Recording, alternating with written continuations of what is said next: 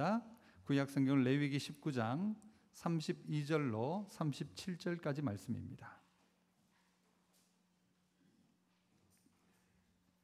레위기 19장 32절로 37절까지.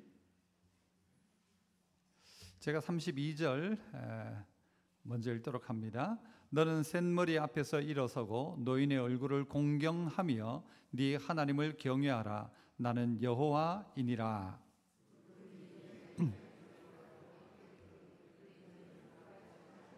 너희와 함께 있는 거류민을 너희 중에서 나은 자같이 여기며 자기같이 사랑하라. 너희도 애굽 땅에서 거류민이 되었었느니라.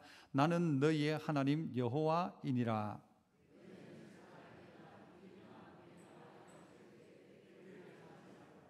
공평한 저울과 공평한 추와 공평한 에바와 공평한 흰을 사용하라. 나는 너희를 인도하여 애굽 땅에서 나오게 한 너희의 하나님 여호와이니라. 너희는 내 모든 규례와 내 모든 법도를 지켜 행하라. 나는 여호와이니라. 아멘.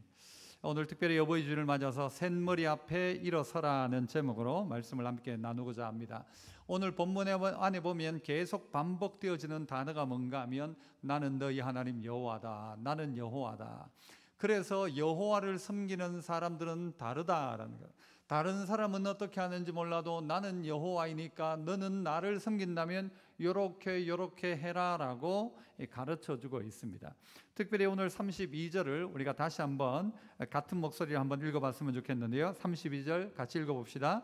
같이 시작. 너는 셋머리 앞에서 일어서고 노인의 얼굴을 공경하며 네 하나님을 경외하라. 나는 여호와이니라. 여러분, 셋머리 앞에 일어서는 것, 노인의 얼굴을 공경하, 다시 한번 성경 띄워보실래요? 노인의 얼굴을 공경하며예요. 며. 하고도 아니고 하며 어떻게 해요? 네 하나님을 경외해라. 앞에 있는 셋머리 앞에 일어서는 것과 노인의 얼굴을 공경하는 것이 하나님 경외하는 것과 연관이 있다는 겁니까? 없다는 겁니까? 있다는 것이죠. 그래서 이것은요, 하나님께서 나는 네 하나님 여호와이기 때문에 너는 요렇게 해라, 거류민이 있다면 요렇게 해라, 공평하게 해라, 법도대로 해라 라고 우리에게 가르치고 있습니다. 그러면서 성경은 우리에게 가르치는 바 중에서 사람이 사람에게 해야 될 가장 우선되는 게 뭔가 하면 부모 공경할 것을 우리에게 이야기하시죠. 시대가 아무리 지난다 할지라도 부모 공경, 너무너무 중요한 이야기입니다.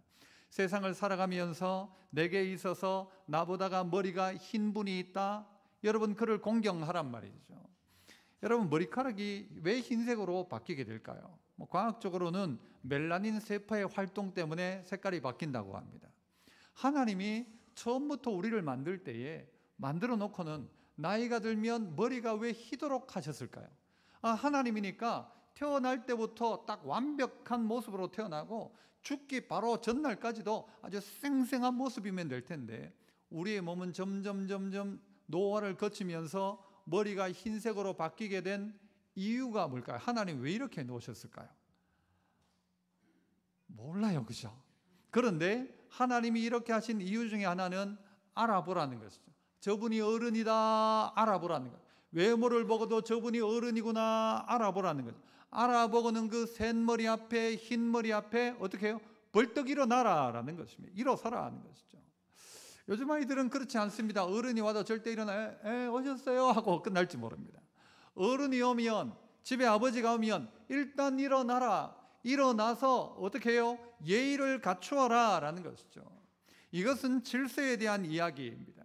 그리고 하나님이 만드신 질서인 것입니다. 우리끼리 만들어낸 어디 회사에서 만든 질서가 아니라 먼저 태어나고 먼저 살고 있는 사람들이 있다는 것이고 그들이 우리 안에서 존경을 마땅히 받아야 한다라는 것이죠.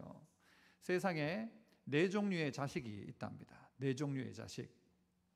어떤 자식이 있는가? 첫 번째 제일 좋은 자식은 누군가 하면요, 공부까지 잘하는 자식. 다른 것도 다 잘하지만 공부까지 잘하는 자식. 여러분, 이런 자식은 우리 집에 있습니까? 없습니까? 어느 집에 있죠? 옆집에 있죠. 우리 집에는 이런 자식이 없어요. 다 남의 자식은 이렇습니다. 공부까지도 잘해요. 두 번째는요, 공부는 못해도 엄마 말은 잘 듣는 자식이 두 번째랍니다. 그죠? 공부는 못해도 엄마 말은 잘 듣는 자식. 세 번째는요, 공부도 못해, 엄마 말도 안 들어, 그런데 지 몸은 잘 챙기는 자식. 이건 그래도 세 번째랍니다. 네 번째, 제일 못한 자식이 누군지 아십니까? 최악의 자식은 누군가 하면, 이거 참 말을 해야 될지 말아야 될지 모르겠지만, 최악의 자식은 지 애비 닮은 자식이랍니다. 누가 만들었을까요? 누가 만든 이야기일까요? 엄마들이 만든 이야기예요. 엄마들이 아버지를 무시하고, 아버지 잘못했다고 이야기하고, 니는 아버지 닮지 말라고 이야기하고, 우리 엄마도 저보고 그랬거든. 니는 아버지 닮지 마라. 그러면서 누구 편 만드는가 하면 엄마 편 자꾸 만드는 거예요. 그러니까 자식 중에 아버지를 존경하지 않는 자식들이 꽤 많이 있습니다. 아버지를 늘 적으로 생각하죠. 그러나 그 아버지의 수고 마땅히 존중받아야 합니다. 장로님 기도 속에서도 온 나라 가가지고 종처럼 살면서 돈 벌어가지고 자식 먹여 살렸잖아요. 그 부모님의 은혜를 알아야 되는데 그거 놓치고 살아갈 때가 많더라는 거죠. 그래서 자꾸 흉보지 마십시오. 엄마들 회개하세요. 남편 욕하지 마세요. 자식 앞에. 그러니까요, 자식이 아버지 존경을 못하죠. 아버지 존경을 안 하니까 그 자식도 똑같이 존경 못 받는 자식 되는 거죠. 어쨌든 엄마가 아버지를 존경해주고 세워주면 여러분 그 가정의 자녀들도 아버지를 존경하고 세워줍니다. 똑같이 남편이 아내를 잘 섬겨주고 챙겨주고 잘하면 자식들도 그 본 따라 가게 되어집니다. 그런데 그렇게 하지 않더라는 것이죠. 우리에게 해야 될 일이 뭔가 하면요, 의무와 같이 해야 될 일이 뭔가 하면 일단 어른이 오면 일어서라는 것이죠. 존경을 표하라는 것이죠. 마땅히 우리에게 있어서 먼저 세상을 사신 분들은 존경받아 마땅하신 분들이다. 그래서 쇳머리 앞에 너는 일어서라. 너는 어떠한 상황이 있다 할지라도 어른이면 어른 대접하라라는 것입니다. 그런데 어떤 사람은요, 신앙생활 한다 하면서 부모 섬기는 일을 팽개칠 때가 있습니다. 이 책임을 회피할 때가 있더라는 것이죠. 나 오늘 교회 간다 하면서 부모에 대한 해야 될 마땅한 일들을 회피한다면 여러분 이것은 잘못된 것입니다. 교회는 오늘이 어버이 주일이지 않습니까? 5월 8일은 지나갔고, 오늘 어떻게 하는가 하면요, 다시 부모님께 전화를 해서 참 어머니 감사합니다. 아버지 참 감사합니다. 너 왜 이러나 하면 오늘이 어버이 주일입니다. 그게 뭔데? 교회는요 어버이 주일을 한 번 더 지키는데, 어버이날을, 오늘이 어버이날인데 우리 교회 목사님이 아버지한테 꼭 전화해서 감사하다고 존경한다고 말하라고 했습니다 하면 그 들은 아버지는 교회 목사를 좋아할까요? 안 좋아할까요? 좋아하죠. 하나님을 좋아할까요? 안 좋아할까요? 야, 교회가 좋은 거 가르친다. 참 교회가 잘한다. 그런데요, 여러분, 이 신약 시대에 오니까 이 사람들이 어떻게 바뀌었는가 하면요, 이 마가복음 7장 11절에 보니까 너희는 이르되 사람이 아버지에게나 어머니에게나 말하기를 내가 드려 유익하게 할 것이, 내가 부모님한테 드려가지고 유익하게 할 것이, 부모님을 유익하게 드려야 될 것을 고르반 곧 하나님께 드림이 되었다 하기만 하면 그만이라 하더라. 이게 신약 시대의 사람들이요, 이렇게 바뀌었다는 거예요. 부모에게 드려서 유익하게 해야 될 것을 부모님에게 안 드리고 이 책임을 회피하는 방법으로 뭐라고 이야기하는, 요걸 막 부모님한테 드리려 했는데 요거 그만 하나님께 드렸습니다 하면 그만이라고 말하는 이런 인간들이 있더라 없더라? 있더라라는 것이죠. 교회 잘 다니면서 부모한테 해야 될 일들을 하지 않는 이런 교인들이 있더라 없더라? 있더라라는 것입니다. 참 이 어버이 주일 설교는요, 설교자가 제일 힘든 날이 바로 이 어버이날 설교입니다. 만약 우리 아버지가 여기 앉아 있으면 제가 이런 이야기 잘 못할 거예요. 야, 니나 잘해라 할지 몰라요. 참 부담스러운 일일 겁니다. 하지만 우리가 말씀을 통해서 깨달아야 하는 것이죠. 내가 뭐 대의를 위해서 뭔가를 하면서 나 그래가지고 부모님한테 못했다, 요따고 소리 하지 마라라는 것이죠. 네가 해야 될 책임을 배워야 되고 마땅히 해야 한다는 것입니다. 그래서 어른들이 하지 말아야 될 말 중에 하나가요, 야 고마 됐다 이번 명절에 고마 됐다 오지 마라. 그래서 선물 고마 됐다 하지 마라. 네 힘든데 고마 됐다, 이런 소리 하지 마십시오. 부모님들, 자녀들이 하도록 가르쳐야 합니다. 그 책임을 회피하지 않도록 의무를 감당하도록 해야 한다는 말이죠. 어떤 사람이 개를 한 마리 받아가지고 키우는데 개가 똥개인지 잡종개인지 말을 지독스레 안 듣는 거예요. 막 오줌통 또 못 가리고 막 천방지축이고 지 멋대로 하는 거예요. 그래가지고 어느 날 이분이 개를 요거 훈련을 좀 시켜야 되겠다 싶어가지고 개 훈련 잘 시키는데 딱 갖다 맡겼어요. 딱 맡기니까 이 가르치는 분 뭐 있잖아, 개 박사 뭐 이런 분 있잖아요. 딱 하고 나더니 딱 오더니 뭐라고 하는가 하면 개는 훈련을 안 시키고 누구를 훈련시키는가 하면 주인을 훈련을 시키더래요. 그 개를 그 사람의 이야기의 요지는 뭔가 개가 문제가 아니고 주인이 문제라고. 주인을 훈련을 잘 시키니까요 개가 그대로 따라 하더라는 것입니다. 부모 똑같습니다. 자식에게 마땅히 가르쳐야 될 것을 잘 가르쳐야 합니다. 그래서 어른이 오면 일어날 것을 가르쳐야 하는 것이죠. 자리에서 벌떡 일어나야 되죠. 딱 앉아가지고 딱 누워가지고 왔어 안 된다는 것이죠. 공경을 표시하는 것입니다. 의무로 해야 될 일을 하기 시작하는 것입니다. 그래서 그 부모가 자식에게 이 효도는요 가르쳐야 하는 것입니다. 그래서 일어서라 이 말은 공경을 가르치고 배우라는 것입니다. 어른들이 하는 말 중에요 이런 말들 있더라고요. 어떤 분이 저보고도 언제 한번 이야기했어요. 목사님 늙어봤습니까? 요즘 하는 말로 바꾸면요 넌 늙어봤냐? 라는 거예요. 젊은 사람들이 어른들을 어떨 때는 무시하고 자기가 똑똑하다고 생각하는데 인생의 삶 가운데 너 늙어봤냐? 할 말 없습니다. 너 늙어봤냐? 아이들이 싸울 때에도요 싸움이 끝나는 방법이 있습니다. 둘이가 토닥토닥 많이 거리다가 애가 하나가 딱 묻죠. 뭐라고 묻는가? 너 몇 살이야? 그러면요 예전에는 싸움 끝났습니다. 나이를 묻는 순간 질서가 딱 생깁니다.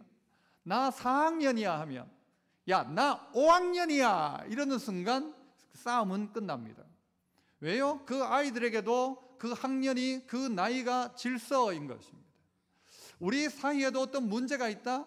나이로 밀어붙이십시오. 어지간하면 나이로 밀어붙이십시오. 오늘 또 식당에서 가능하면 그랬으면 좋겠어요. 식당에 쭉 줄 서 있는데 앞 사람 딱 보고 몇 살이야 물어보십시오. 그리고 여러분이 많으면 한 칸 앞으로 가십시오. 계속 가지 말고 몇 살이야.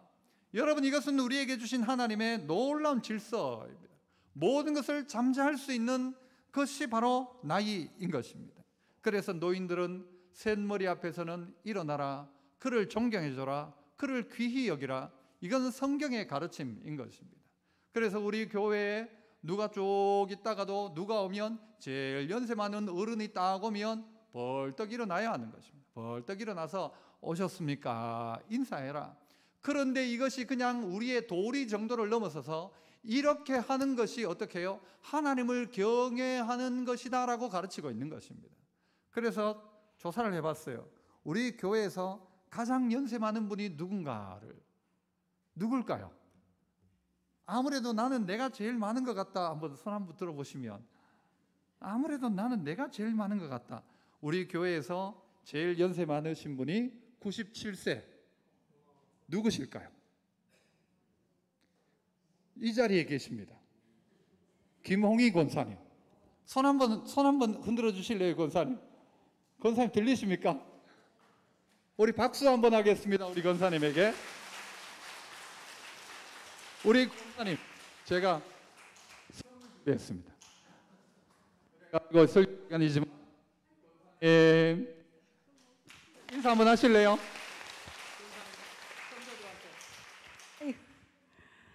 아이고 하나님의 은혜로 이렇게 또 우리 목사님과 온 우리 모두 교인들에게서 저 같은 죄인을 이렇게 사랑해서 오늘 제가 뭐라고 말씀을 드려야 될지 모르겠습니다. 하나님 아버지 감사하고 모두 장수하시고 오래오래 모두 사랑으로 감사하고 진심으로 기도합니다. 권사님 이상 하실 것 같아요. 우리 권사님이시고 남자분 중에서는 정태영 집사님이 92세, 93세이신가요? 뒤에 계시는데 저 뒤로 제가 한번 가보도록 하겠습니다.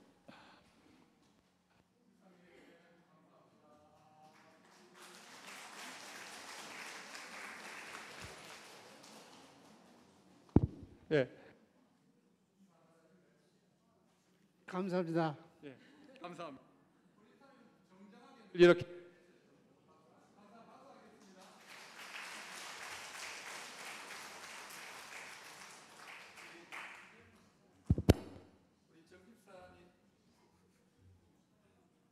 우리 정 집사님은 얼마 전에 이제 또 우순옥 집사님 소천하셔서 한 달 정도 지나셨죠.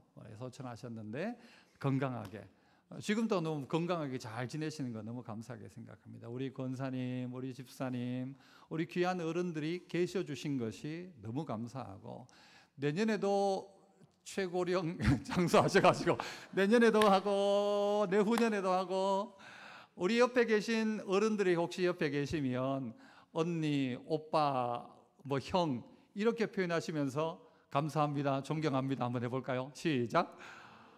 예, 집사님 하지 말고 언니, 오빠 하면서 예, 언니, 오빠, 형.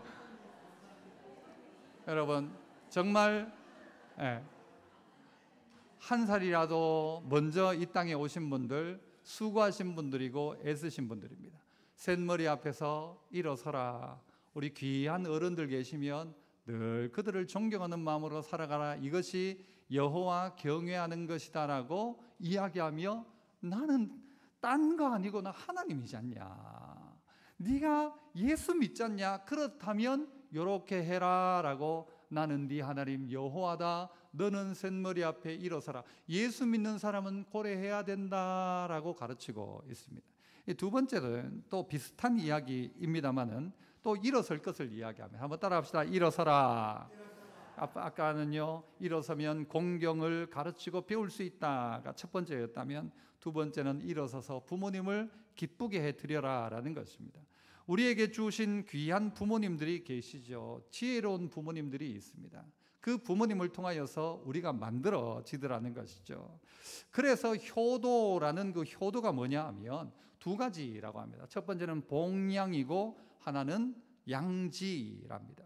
복양은 무엇입니까? 부모님이 필요한 것들을 공급해 드리는 겁니다. 옷도 먹을 것도 챙겨드리고 이게 복양이라면 양지는 뭐냐 하면 부모님의 마음을 읽어드리는 것이죠. 어떤 두 형제가 있었답니다. 형은 잘 살고 둘째는 못 살았어요. 형은 어머니에게 좋은 옷과 입을 옷, 집도 막 좋게 막 다 잘해줬어요. 그런데 이 어머니가 자꾸 둘째 집에 가려고 하는 거예요. 왜 둘째 집에 가려고 하느냐? 어머니 둘째 집은 방도 좁고 먹고 살기도 힘든데 왜 자꾸 거기 가려고 합니까? 하니까 어머니가 하는 말이 여기 있으면 먹을 것도 좋고 다 좋은데 둘째 집에 가면 둘째는 어떻게 하는가 하면 내 등을 저녁마다 긁어준다. 내 등을 긁어준다. 첫째는 먹을 것만 공급했는데 둘째는 가면 등을 싹 긁어줘가지고 난 둘째 집 갈란다. 이 집에는 다 바빠가지고 내하고 이야기하는 사람도 없는데 둘째 집에 가면 애들이 와가지고 할머니 할아버지 하면서 막 하루 있었던 이야기를 다 해준다. 그래서 나는 둘째 집 갈란다 하시더라고요. 여러분은 몇째 집 가시겠습니까? 난 첫째가 낫다. 물론 있겠죠. 두 가지입니다. 그래서 부모님의 마음을 잘 알아들이고 또 하나는 부모님의 필요한 것을 공급하는 이 두 가지가 다 필요하다는 것이죠.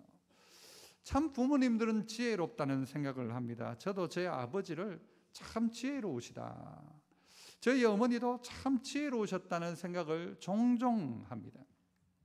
어떤 이야기를 들었는데요. 경남 산청이 고향인 이 사람은 너무 가난해가지고 이 아버지는 소장농을 했어요. 남집 종살이 하듯이 그 동네에 제일 가난한 사람이었어요. 그럼에도 불구하고 아들을 학교를 보낸 대구에 있는 중학교로 이렇게 유학을 보낸 겁니다. 1학년 8반 그래가지고 시험을 딱 치고 여름방학이 돼가지고 성적표를 들고 집에 왔는데 성적표에 68명 중에 몇 등이었는가 하면 68등이었답니다. 이름이 찬석이가 68등인 거예요. 68명 중 68등.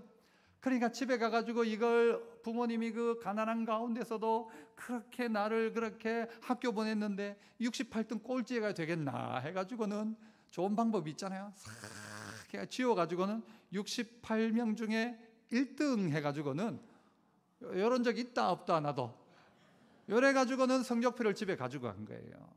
그러니까 아버지가 사실 제대로 배우지도 못한 분이죠. 그런데 가가지고 68명 중에 1등 했습니다 하니까 이 아버지가 어떻게 하는가, 이야 이런 일이 어디 있냐 하면서요 동네 잔치를 준비하려고 하네. 돼지 잡아가지고 잔치를 해야 되겠다니까 이 아들은 아버지 아닙니다 하지 마이소. 일이 커지니까. 그런데 아버지가 돼지를 잡아가지고 동네 잔치를 한 거예요. 우리 찬석이가 중학교 가가지고 68명 중에 1등을 했다고 막 잔치를 벌리는 거예요. 잔치를. 아들 입장에서 어떨까요? 황당하죠. 그래가지고 이 아들이 어떻게 하기 시작했는가 하면요, 정신을 고쳐가지고는 내가 진짜 1등을 해야 되겠다 해가지고는 열심히 공부를 했대요. 열심히 공부를 해가지고는 경북대학교 총장이 되었다네요. 그게 박찬석 총장인가? 들어는 보셨습니까? 경북대 출신 아시나요? 박찬석 총장이랍니다. 나중에 이 총장이 자기 아들이 중학교 1학년쯤 되었을 때 그때가 생각나가지고 아들을 데리고 아버지에게 가서 이야기했다. 아버지, 내가 중학교 1학년 때 그때 내가 사실은 68등이었는데 1등으로 고쳤습니다 하니까 다 안다. 다 알았어요. 다 알았어요. 알죠. 얘가 몇 등 할지 다 대충 알죠. 그런데 아버지가 다 안다. 그런데 그 장면을 어떻게 바꾼 거예요? 동기부여의 기회로 바꾼 것이죠. 그래가지고 이 아들이 그때부터 공부해가지고 총장이 되었다는 훌륭한 이야기. 누가 훌륭합니까? 아버지가 훌륭한 것이죠. 훌륭한 아버지죠. 아들도 훌륭하죠. 아들이 어떻게 합니까? 어떻게 하면 아버지를 기쁘게 할 수 있을까? 어떻게 하면 나를 이렇게 믿고 나에게 이렇게 폭삭 쏘아준 아버지를 어떻게 하면 기쁘게 할 수 있을까? 이것이 여러분 부모를 기쁘게 하는 일어섬이죠. 그 아버지가 존경스러운 거죠. 나를 위해서 소장농을 하면서 나를 위해서 거의 종로로 타다시피 하면서 자식을 키웠던 그 부모를 향한 마음, 어떻게 내가 부모님의 마음을 기쁘게 해드릴 수 있을까? 이 생각을 우리가 하는 것은 당연한 일입니다. 그래서 여러분 부모님은 다 귀하신 분들입니다. 그 부모 없었으면 부모를 향하여 원망하는 나 자체도 없었어요. 그러니까 내가 있다는 사실은 부모가 있다는 사실이고, 부모를 인정한다는 사실은 그 위에 계신 하나님을 인정한다는 것입니다. 그래서 이렇든 저렇든 가정사 보면요 복잡하죠. 목사님이 내 같으면 부모님 존경하라 말 못할 겁니다. 그런 부모도 있어요. 하지만 나를 낳아주셨다는 사실 자체만으로도 우리는 부모를 존경해야 될 분명한 이유가 있다. 그래서 너는 샘머리 앞에 일어서라. 이렇든 저렇든 이런 부모 앞에 일어나라. 이런 어른 앞에는 일어나라. 아닌 부모 앞에는 일어나지 마라. 무시해라 라고 하지 않고 샘머리라면 일어나라. 왜? 나는 네 하나님 여호와니까 너 일어나야 된다. 그렇게 일어나기 시작하니까 어떤 일이 일어나기 시작합니까? 공동체가 만들어지기 시작하는 것입니다. 그게 세 번째입니다. 일어나기 시작하면 순종으로 공동체를 세운다라는 것이죠. 오늘 본문 안에도 보면요, 일어설 것을 이야기함과 동시에 거류민이 있다면 너는 거류민을 학대하지 마라. 거류민을 네가 낳은 자처럼 자식처럼 생각하고 그들을 도와줘라. 지나가는 사람인데 그들을 도와주래. 왜? 너도 이전에 거류민이었잖냐. 너도 애굽에서 거류민이 되었었잖냐. 그러므로 너도 그를 도와줘라. 부모를 향한 질서를 회복한 사람이 사람에 대한 질서도 배우기 시작하는 것입니다. 부모에 대한 이 질서를 배운 사람이 이 추를 속이지 않습니다. 뒷박을 속이지 않는단 말이죠. 내가 무엇을 팔면서 누구를 속이고 하지 않는 공평한 추, 공평한 저울, 공평한 에바, 공평한 흰을 사용할 것을 이야기하시면서 왜? 나는 네 하나님 여호와니까 너희는 사람 속이면 안 돼. 이게 질서라는 것이죠. 세상은 이 질서를 자꾸 깨뜨리려고 합니다. 질서를 깨뜨리려고 해요. 그래서 부모와 자식의 관계, 이걸요 억압이라고 생각하는 거예요. 거기서 자유해야 된다. 그 부모에게서 떠나 자유해야 된다 이야기합니다. 남편과 아내 이 질서를 깨뜨리려고 합니다. 남자와 여자라는 이 질서를 자꾸 깨뜨리려고 해요. 성경이 말하는 질서 깨뜨리려고 합니다. 그러나 하나님은 여러분 우리에게 주어진 기초적인 질서였던 셋머리 앞에 일어설 것을 가지고 이것을 잘 지키기 시작하면 어떻게 해요? 사회 질서들도 만들어지는 것이죠. 너도 언젠간 그런 날이 온다. 너의 마음을 한번 바꿔봐라. 너도 이전에 거류민이었다. 니도 옛날에 누구 밑에서 그렇게 했지 않냐? 니도 그렇게 고생했잖냐? 그렇다면 너 이렇게 해야 된다. 네가 부모님에게 그런 사랑을 받았다면 너도 그렇게 해야 된다. 여러분, 그렇게 나가야 하는 것이죠. 그래서 이 세상은 돌고 돌게 되어져 있습니다. 그래서 뭐가 만들어져요? 사회가 만들어지고 공동체가 만들어지고 이런 귀한 질서가 있는 가정이 어떻게 됩니까? 믿음의 명문, 가문을 형성하기 시작하는 것입니다. 가문이 만들어지는 것이죠. 믿음의 대가 이어지기 시작하는 것이죠. 어버이 주일 설교를 준비하다가 내가 성도들에게 해줄 수 있는 최고의 서비스가 뭘까 생각했습니다. 내가 우리 어른들에게 어버이날 뭘 해줄까, 선물을 해드릴까, 뭘 해드릴까 하다가 최고의 선물은 설교를 짧게 하는 거다. 그죠? 이거밖에 없다. 이거는 해줄 수 있겠다.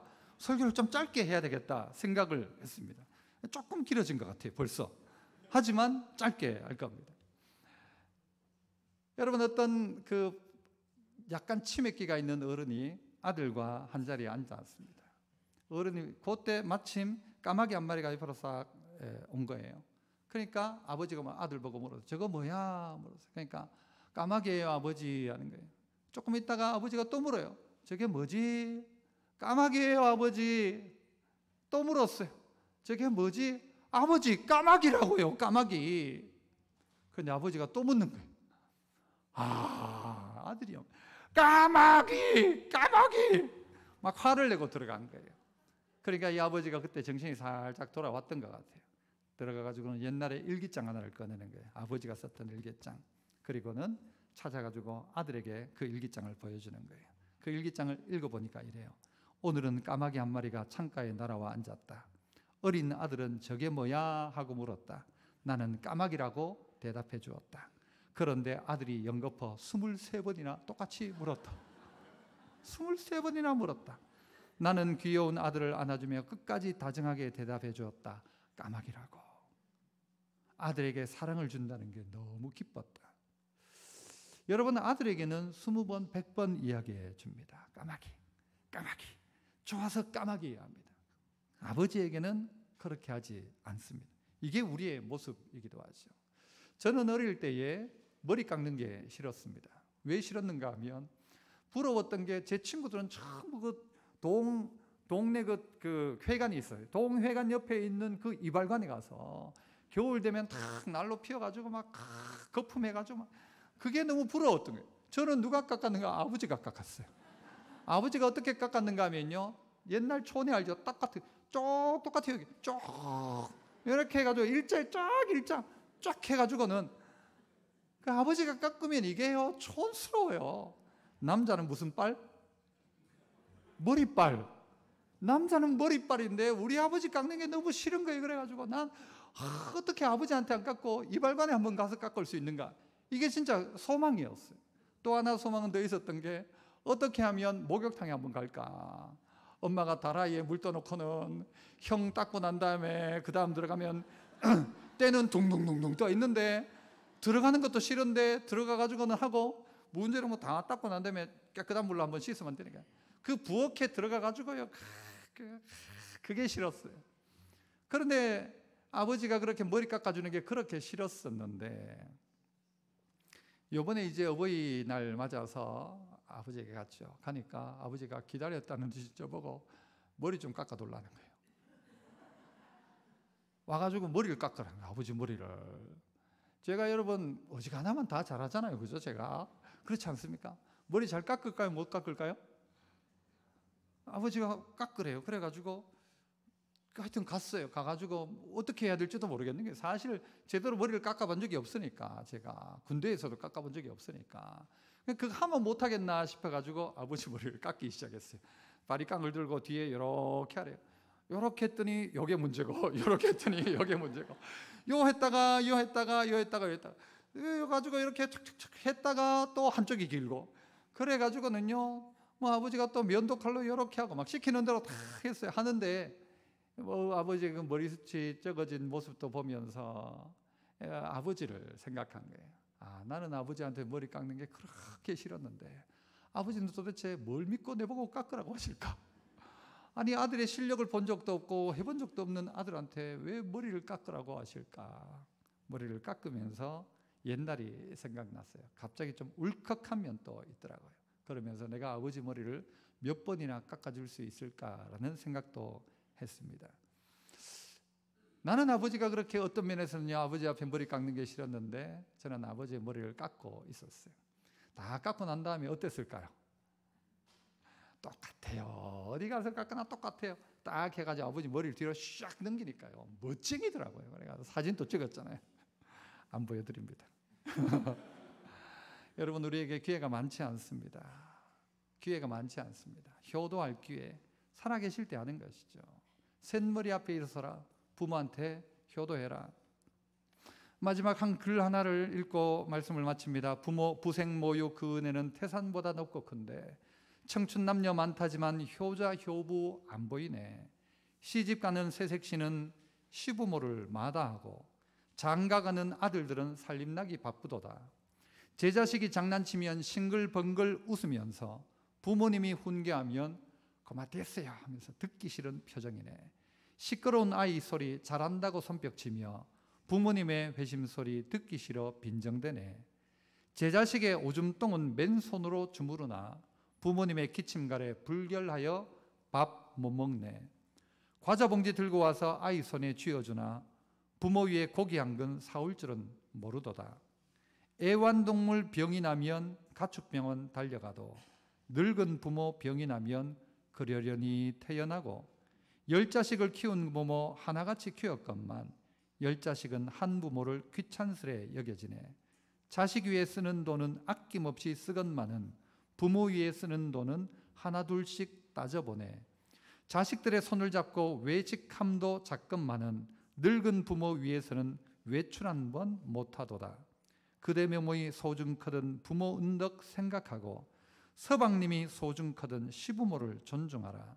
가신 후에 후회 말고 살아생전 효도하면, 그 다음 같이요, 자녀들이 효도하네. 복된 가정 되시기를 축복합니다. 은혜로우신 아버지 하나님 감사합니다. 셋머리 앞에 일어서라는 주님의 명령 앞에